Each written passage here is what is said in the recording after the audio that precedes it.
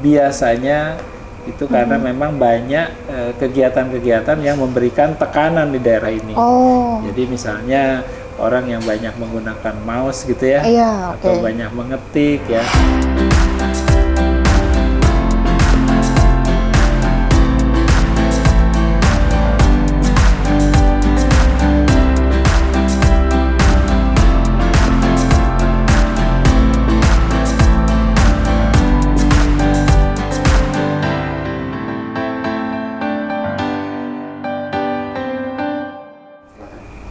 Halo, selamat siang semuanya.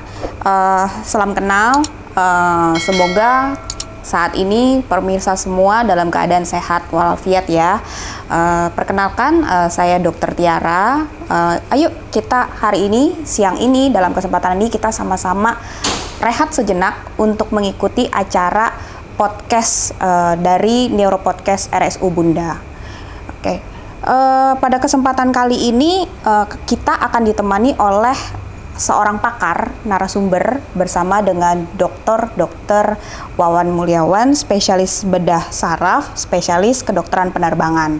Selamat siang, dokter. Selamat siang, Dokter Salam Tiara. kenal, dok. Ya, bagaimana, dok? Sehat-sehat, dok? Harus sehat dong. Sehat ya, dok. Ya, terima kasih banyak nih, dok. Dalam waktu kesempatan ini, siang ini, dokter telah meluangkan waktu ya tadi selesai praktek gitu. Oh iya, just disclaimer nih teman-teman semua. Kita di sini melakukan podcast Neuropodcast RSU Bunda itu sudah dengan protokol. Jadi kami sudah melakukan swab ya tadi ya. Hasilnya sih saya puji Tuhan alhamdulillah negatif. Dokter Wawan otomatis harus ya, kalau nggak kita nggak mungkin di sini ya, dok ya. Oke. Sudah divaksin. Iya, betul, itu benar banget. Sudah booster yang ketiga ya, dok? Ya. Oke. Baik, untuk kesempatan kali ini kita akan membahas terkait tentang CTS. Ya, dok ya. Mengingat sekarang WFH itu sudah mulai beralih ke WFO nih. Jadi mulai work from office lagi nih, di mana teman-teman juga semua sudah mulai beraktivitas di depan komputer, terus menggunakan smartphone gitu ya, dok. Banyak mungkin teman-teman di luar sana gitu mungkin juga pernah dengar yang namanya CTS. Apa sih itu CTS gitu kan? Mungkin bisa sedikit saya buka dulu ya, dok. CTS itu adalah Carpal Tunnel Syndrome gitu. Nah, ini yang menarik nih, dok, tentang CTS nih. Kira-kira sebenarnya CTS itu bagaimana sih, dok, bisa sampai terjadi gitu loh? Ya. Baik, terima kasih Dr. Tiara, para pengunjung Neuropodcast Rumah Sakit Bunda. Jadi CTS itu tadi betul ya seperti yang disampaikan oleh Dr. Tiara, singkatannya adalah dari Carpal Tunnel Syndrome ya. Nah, dari namanya saja sudah terlihat bahwa itu memang sebuah penyakit yang gejalanya itu berasal dari kelainan di daerah carpal tunnel. Nah, carpal tunnel itu daerah mana? Itu daerah di pergelangan tangan kita ini ya.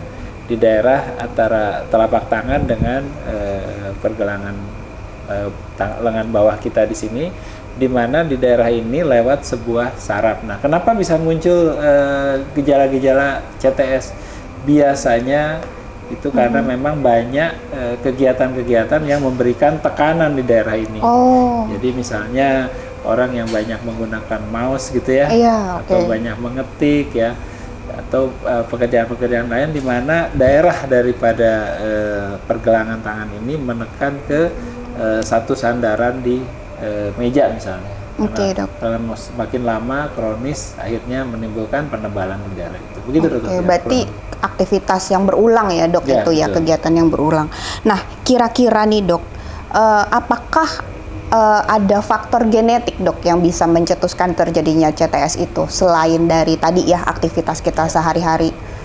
Ya, memang rata-rata penyakit-penyakit yang seperti ini itu banyak yang kemudian juga terkait dengan bakat gitu ya, atau bawaan. Jadi walaupun bukan sebuah penyakit bawaan yang misalnya seperti kita lihat pada orang diabetes gitu ya, tetapi memang ada kecenderungan pada orang-orang itu bahwa orang yang mudah terkena CTS itu mungkin adalah juga keluarga dari orang yang memang punya bakat untuk kena CTS juga. Jadi kalau secara langsung sebuah keturunan yang kuat itu tidak selalu, tapi ada bakat itu untuk menurun juga.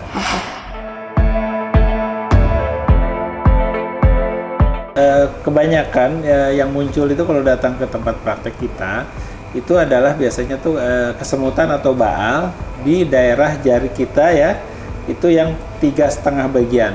Ya, jadi pemeriksaan untuk CTS ini pertama disandarkan kepada anamnesis atau penjelasan dari pasien tentang kondisi penyakitnya,